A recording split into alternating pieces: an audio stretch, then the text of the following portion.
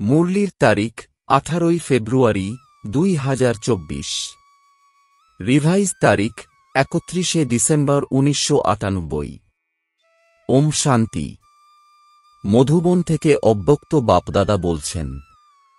মুরলির শিরোনাম, সাহসের আধারে নিজেকে পরিশ্রম মুক্ত সদা বিজয়ী অনুভব করো। ওম শান্তি। আজ নবযুগ রচয়িতা বাপদাদা নিজের অতি স্নেহী, সদা সহযোগী আর অতি সুমিত বাচ্চাদেরকে নবযুগ, নবজীবন আর নববর্ষের অভিনন্দন জানাতে এসেছেন। চারিদিকের বাচ্চারা অতি স্নেহের সাথে বাপদাদাকে হৃদয়ের সম্মুখে রেখে বাপদাদার থেকে অভিনন্দন নিচ্ছে। বাপদাদা বাচ্চাদের নববর্ষের উৎসাহ উদ্দীপনাকে দেখে প্রফুল্লিত হচ্ছেন। মেজরিটি বাচ্চারা কেউ দূরে বসে আছে বা কেউ সমীপে বসে আছে, কিন্তু সকলের মনের মধ্যে এই উৎসাহ উদ্দীপনা আছে যে এই বছরে নবীনতা করেই দেখাবে। সেটা পরিবর্তনের ক্ষেত্রে বা সেবার সফলতাতে বা প্রত্যেক আত্মাকে শুভ ভাবনা শুভ কামনার দ্বারা পরিবর্তন করার ইচ্ছাও ভালো রয়েছে, উৎসাহও খুব ভালো রয়েছে। তার সাথে সাহসও যথাশক্তি রয়েছে। বাপদাদা এরকম সাহসী বাচ্চাদেরকে এক সংকল্পের জন্য পদম গুণ সহায়তাও অবশ্যই দেন। সেই জন্য সাহসের সাথে সদা এগিয়ে যেতে থাকো। কখনো নিজের প্রতি বা অন্য আত্মাদের প্রতি সাহস কম করবে না, কেননা এই নবযুগ হলেই সাহসের সাথে উঠতে থাকার যুগ, বরদানী যুগ, পুরুষোত্তম যুগ, ডাইরেক্ট বিধাতার দ্বারা সর্বশক্তি উত্তরাধিকার রূপে সহজে প্রাপ্ত হওয়ার যুগ। সেই জন্য এই যুগের মহত্বকে সদা স্মৃতিতে রাখো। কোনো কার্য আরম্ভ করতে চাও, তা পুরুষার্থই হোক বা বিশ্ব সেবা, সদা সাহস আর বাপদাদার সহায়তার দ্বারা নিশ্চয় আছে যে পুরুষার্থে বা সেবাতে সফলতা হয়েই আছে। হতেই হবে। অসম্ভব সম্ভব হবেই, কেননা এই যুগ হল সফলতার যুগ। অসম্ভব সম্ভব হওয়ার যুগ। সেই জন্য হবে কি হবে না, কিভাবে হবে, এরকম কোশ্চেন এই যুগে তোমাদের ব্রাহ্মণ আত্মাদের জন্যই নয়। ব্রাহ্মণদের জন্মপত্রিতে আছে, সফলতা তাদের জন্মসিদ্ধ অধিকার। অধিকারী আত্মাদেরকে এটা চিন্তা করার দরকার নেই, উত্তরাধিকার প্রাপ্ত হবেই। তো নতুন বছরে এই বিশেষ স্মৃতি ইমাজ করো যে সব দিক থেকে সফলতাতে আমি শ্রেষ্ঠ আত্মার অধিকার আছেই। এই নিশ্চয়ের সাথে আত্মিক নেশার সাথে উঠতে থাকো। অভিমানী নেশা নয়, আত্মিক নেশা, নিশ্চয় বুদ্ধি সদা প্রত্যেক কার্যে বিজয়ী আছেই। এইরকম নিশ্চয় বুদ্ধি ব্রাহ্মণ আত্মার ললাটে বিজয়ী ভাগ্যের রেখা সদা আছেই। বিজয়ের তিলক সদাই ললাটে ঝলমল করছে। এই জন্য এই বর্ষকে সদা বিজয়ী বর্ষ অনুভব করতে থাকো। এইরকম নিশ্চয় আর নেশা আছে কি? ডবল বিদেশীদের আছে কি? ডবল বিদেশি হুঁশিয়ার আছো কি? সবাই হাত নাড়িয়েছে, খুব ভালো। তিলক দেখা যাচ্ছে। আর ভারতবাসী তো আছেই ভাগ্যবান, কেন বলো তো? কারণ ভারতের ধরনই হল ভাগ্যবান। সেই জন্য বিদেশি হোক বা ভারতবাসী উভয়েই হল ভাগ্যবিধাতার সন্তান। সেই জন্য প্রত্যেক ব্রাহ্মণ বাচ্চাই হল বিজয়ী। কেবল সাহসকে ইমাজ করো। সাহস সমাহিত হয়ে আছে, কেননা তোমরা হলে মাস্টার সর্বশক্তিমান, এইরকমই তো, তাই না? সবাই হাত নাড়িয়েছে, হাত তো খুব ভালো নাড়াতে পারো। এখন মন থেকেও সদা সাহসের হাত নাড়াতে থাকো। বাপদাদার খুশি হচ্ছে, গর্ব হচ্ছে যে আমার প্রত্যেক বাচ্চাই হল অনেকবারের বিজয়ী। একবার নয়, তোমরা হলে অনেকবারের বিজয়ী আত্মা। তো কখনো এটা চিন্তা করবে না যে জানি না কি হবে, কি হবে, এই শব্দই মুখে আনবে না। বিজয় রয়েছে আর সর্বদা থাকবে। সবাই নিশ্চিত তো তোমরা? খুব ভালো। এখন আবার সেখানে গিয়ে এরকম দুর্বল সমাচার লিখবে না যে দাদি, বাবা, মায়া এসে গেছে, এইরকম লিখবে না। তোমরা হলে মায়াজিত। আমরা হব না তো আর কে হবে? এই আত্মিক নেশা ইমার্জ করো। অন্যান্য কাজে মন আর বুদ্ধি ব্যস্ত হয়ে যায়, তখন নেশা মার্জ হয়ে যায়। কিন্তু মাঝে মধ্যে চেক করো যে কর্ম করেও এই বিজয়ভাবের আত্মিক নেশা আছে কি। নিশ্চয় আছে তো নেশাও অবশ্যই থাকবে। নিশ্চয়ের লক্ষণ হল নেশা, আর নেশা আছে তো অবশ্যই নিশ্চয় আছে। এই দুটির মধ্যে সম্বন্ধ রয়েছে। সেই জন্য এখন 1999-এ নিজের নেশা সদা ইমাজ রাখবে, তাহলে নির্ভুল হয়ে যাবে। না ভুল হবে আর না পরিশ্রম করতে হবে। বাপদাদা আগেও বলেছিলেন যে বাপদাদা যখন বাচ্চাদেরকে পরিশ্রম করতে দেখেন, যুদ্ধ করতে দেখেন, তো বাচ্চাদের পরিশ্রম করা বাবার ভালো লাগে না। সেই জন্য এই নববর্ষ কিভাবে পালন করবে? মুক্তিবর্ষ পালন করবে। নেগেটিভ ওয়েস্টকে সমাপ্ত করলে এই বর্ষ অটোমেটিক পরিশ্রম মুক্ত বর্ষ হয়ে যাবে। সবাই আনন্দ করবে, পরিশ্রম করবে না। আনন্দ করতে ভালো লাগে নাকি পরিশ্রম করতে ভালো লাগে? আনন্দ করতে ভালো লাগে, তাই না? তো এই বছর মনে সংকল্পেও পরিশ্রম মুক্ত থাকবে। বাপদাদার কাছে বাচ্চাদের পত্র বা কাগজ অনেক ভালো ভালো সাহসের বিষয়ে এসেছে যে আমি 108-এর মালাতে অবশ্যই আসব। অনেকের ভালো ভালো উৎসাহ পত্র এসেছে, আর আত্মিক বার্তালাপেও অনেকে বাপদাদাকে নিজের নিশ্চয় আর সাহসের ভালো সমাচার দিয়েছে। বাপদাদা এইরকম বাচ্চাদেরকে বলছেন, বাবা তোমাদের সকলের অতীতকে বিন্দু লাগিয়ে দিয়েছেন। এই জন্য অতীতের কথা চিন্তা করবে না, এখন যে সাহস রেখেছ, সাহস আর সহায়তার সাথে এগিয়ে যেতে থাকো। নববর্ষে নতুন উৎসাহ খুব ভালো ভালো লিখেছে, সেটা বিদেশের বাচ্চা হোক বা দেশের বাচ্চা। বাপদাদা এইরকম বাচ্চাদেরকে এই বরদান দিচ্ছেন যে এই সাহসে নিশ্চয় নেশাতে অমর ভব। অমর থাকবে, তাই না? ডবল বিদেশি অমর থাকবে তো? ভারতবাসীও থাকবে, তাই না? ভারতকে তো নম্বর নিতেই হবে। নতুন বছর কিভাবে পালন করে? এক তো গিফট দেয়, আর দ্বিতীয় হল গ্রিটিংস দেয়।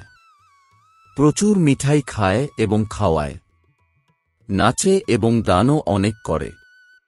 তো তোমরা কেবল 12টার পর শুধু একদিনের জন্য নতুন বছর পালন করবে না, বরং ব্রাহ্মণ বাচ্চাদের জন্য এই নতুন যুগে প্রতিটি মুহূর্ত হল নতুন, প্রতিটি শ্বাস হল নতুন, প্রতিটি সংকল্প হল নতুন।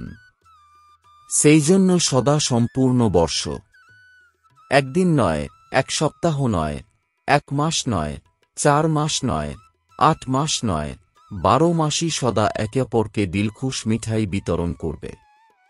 বিতরণ করবে, তাই না? দিলখুশ মিঠাই বিতরণ করতে পারো কি? সবাই দক্ষ এ বিষয়ে। তো দিলখুশ মিঠাই বিতরণ করবে। কেউ তোমাদের দিলখুশ মিঠাই নিজেদের স্বভাবের কারণে, সংস্কারের কারণে, সমস্যার কারণে যদি স্বীকার নাও করে তো তোমরা হতাশ হবে না। তোমরা দিয়েছ, তোমাদের আজ্ঞাকারী থাকার চার্ট বাপদাদার কাছে জমা হয়ে গেছে। এটা দেখবে না যে আমি তো দিলখুশ মিঠাই খাইয়েছি কিন্তু এ তো অসন্তুষ্ট হয়ে গেল, কোনো ব্যাপার নয়, সে এই রহস্যকে জানে না তাই তো অসন্তুষ্ট হয়ে গেছে। তোমরা তো এই রহস্যকে জানো, তাই না? তো এই রহস্য জেনে নাও যে এই আত্মা হিসেবনিকেশ বা সমস্যার বশীভূত। তোমরা আজ্ঞাকারী হও। ঠিক আছে, তাই না? আজ্ঞাকারী হতে হবে, তাই না? এখানে তো খুব সুন্দর করে হ্যাঁ বলে, যদি তোমরা এখানে দেখো তো দেখবে হাতও খুব ভালো নাড়াতে থাকে, বাবাকে খুশি করে দেয়। কাঁধও নাড়ায়, হাতও নাড়ায়। কিন্তু বাপদাদা তো তথাপি প্রত্যেক বাচ্চার প্রতি সদাই খুশি থাকেন। যখন আমার বাচ্চা বলি, তো যেই হও, যেরকমই হও, বাবা তো দেখে খুশি হনই। বাবা কথা দিয়েছিলেন যে যে করেই হোক বাচ্চাদেরকে যোগ্য বানিয়ে সাথে করে নিয়ে যাব। আমার সাথে তোমরা যাবে, তাই না? সাথে যাওয়ার জন্য তৈরি হয়েছ কি? সবাই তৈরি হয়ে গেছ কি? এভার রেডি আছো কি? আচ্ছা, এভার রেডিও আছো, খুব ভালো। এভার হ্যাপিও তোমরা। আর যখন মায়া এসে যায়, তখন মনে মনে একটু একটু চিৎকার করবে, বাবা মায়া এসে গেছে, এসে গেছে। চিৎকার করবে না, নিজেকে উড়িয়ে নেবে। মায়া নিচে থেকে যাবে, তোমরা উপরে উড়ে যাবে আর তখন মায়া তোমাদেরকে দেখতে থাকবে। আচ্ছা, তো খুশিতে নাচতেও থাকো আর দিলখুশ মিঠাই বিতরণও করতে থাকো। যারা তোমাদের সম্বন্ধ সম্পর্কে আসছে তাদেরকেও কিছু না কিছু গিফট দেবে, কেউ যেন খালি হাতে চলে না যায়। কি গিফট দেবে? তোমাদের কাছে তো অনেক গিফট আছে, গিফটের স্টক আছে, তো দেওয়ার ক্ষেত্রে কৃপণ হবে না, দিতে থাকবে। উদার হৃদয় হও, কাউকে শক্তির সহযোগ দাও, শক্তির ভাইব্রেশন দাও, কাউকে কোনো গুণের গিফট দাও। মুখ থেকে নয়, নিজের চেহারা আর চলনের দ্বারা দাও। যদি কোনো গুণ বা শক্তি ইমার্জ নাও হয়, তথাপি ন্যূনতম ছোট কিছু উপহারও দিও। সেটা কি? শুভ ভাবনা আর শুভ কামনার উপহার। শুভ কামনা করো যে এ আমার প্রশিক্ষার্থী ভাই বা বোন। প্রশিক্ষার্থী মনে করলে অশুভ ভাবনা থেকে শুভ ভাবনা হয়ে যাবে। এই ভাই বোনও যেন উড়তি কলার পার্ট পায়, এর জন্য সহযোগ বা শুভ ভাবনা রয়েছে। কোনো বাচ্চা বলে যে আমি তো দিই কিন্তু সে নেয় না। আচ্ছা, শুভ ভাবনা নেয় না, কিছু তো দেয়, তাই না? হয়তো তোমাদের কোনো অশুভ কথা বলে দেয়, অশুভ ভাইব্রেশন দেয়, অশুভ আচরণ করে। তো তোমরা কে? তোমাদের অকুপেশন কি? তোমরা বিশ্ব পরিবর্তক হয়েছ কি? তোমাদের ধান্দা কি? বিশ্ব পরিবর্তন করা, তাই না? তো বিশ্বকে পরিবর্তন করতে পারো আর সেই আত্মা তোমাকে উল্টোপাল্টা কিছু বলে দিল, তোমাদের সাথে খারাপ আচরণ করল, তো তোমরা তাকে পরিবর্তন করতে পারবে না। পজিটিভ রূপে পরিবর্তন করতে পারবে না। নেগেটিভকে নেগেটিভ রূপেই ধারণ করবে, নাকি নেগেটিভকে পজিটিভে পরিবর্তন করে তোমরা প্রত্যেককে শুভ ভাবনা, শুভ কামনার গিফট দেবে। শুভ ভাবনার স্টক সদা জমা রাখো। তোমরা দাও, পরিবর্তন করে দাও। তো তোমাদের যে টাইটেল আছে বিশ্ব পরিবর্তক, সেটা প্র্যাকটিক্যালে ইউজ হতে থাকবে। আর এটা পাকাপাকিভাবে বুঝে নাও যে সদা প্রত্যেককে পরিবর্তন করে নিজের বিশ্ব পরিবর্তকের কাজ সাকারে নিয়ে আসে, সেই সাকার রূপে 21 জন্ম গ্যারান্টির সাথে রাজ্যাধিকারী হবে। সিংহাসনে যদিও একবারই বসবে, কিন্তু প্রত্যেক জন্মে রাজ পরিবারে রাজ্য অধিকারী আত্মাদের নিকট সম্বন্ধে আসবে। তো বিশ্ব পরিবর্তকই বিশ্বরাজ্যাধিকারী হবে। সেই জন্য সদা নিজেদের এই অকুপেশন স্মরণে রাখো, আমার কর্তব্যই হল পরিবর্তন করা। দাতার বাচ্চা হয়েছ, তাই দাতা হয়ে দিতে থাকো। তবেই ভবিষ্যতে যদিও হাতে করে কাউকে কিছু দেবে না, কিন্তু সদা তোমাদের রাজ্যে প্রত্যেক আত্মা ভরপুর থাকবে। এটাই হল এই সময়ের দাতা হওয়ার প্রারব্ধ। তাই হিসাব করো না, এ এটা করেছে, এ এতবার করেছে, মাস্টার দাতা হয়ে গিফট দিতে থাকো। আর কিরকম গ্রিটিংস? দেখো, যদি কোনো আত্মার অন্য কোনো আত্মার থেকে কিছু প্রাপ্তি হয়, তো তার মুখ থেকে, মন থেকে এই শব্দ বেরিয়ে আসে যে তোমাকে ধন্যবাদ জানাই। একে অপরকে খুশি বিতরণ করো তো বলবে ধন্যবাদ। উৎসব পালন করলেও তারা বলবে যে অভিনন্দন। এইরকম যে কেউ তোমাদের সামনে আসবে তো মুখ থেকে এমন শব্দ বলো, সংকল্পে এমন শ্রেষ্ঠ সংকল্প হবে তো যেই তোমাদের সাথে সাক্ষাৎকার করবে তো সে সব সময় হৃদয় থেকে অভিনন্দন বা আশীর্বাদ অবশ্যই দেবে। তো সদা এমন কথা বলো, এমন সম্বন্ধ সম্পর্কে এসো যে হৃদয় থেকে, মুখ থেকে অভিনন্দন বেরিয়ে আসবে বা আশীর্বাদ বেরিয়ে আসবে। এমন শব্দ বলবে না যেটা অভিনন্দনযোগ্য নয়। এক একটি শব্দ যেন রত্নসম হয়, সাধারণ শব্দ যেন না হয়। বাপদাদা এখন পর্যন্ত রেজাল্টে দেখেছেন, কাল তো পরিবর্তন হয়ে যাবে, কিন্তু এখন পর্যন্ত দেখেছেন যে বাণীতে যে সংযম আর স্নেহ থাকা উচিত সেই স্নেহ কম হয়ে যাচ্ছে আর সংযমও কম হয়ে যাচ্ছে। সেই জন্য এমন বাণী বলো যেটা রত্নসম হয়ে যাবে। তোমরা স্বয়ং যখন হীরে তুল্য হবে তখন তোমাদের বাণীও রত্ন সমান হয়ে যাবে। এইরকম মূল্যবান হও, সাধারণ হয় না। না সাধারণ হবে আর না ব্যর্থ হবে। আর কখনো কখনো বাপদাদা দেখেন রেজাল্ট শোনাবেন, কেননা 12টার পর সব সমাপ্ত করতে হবে, তাই না?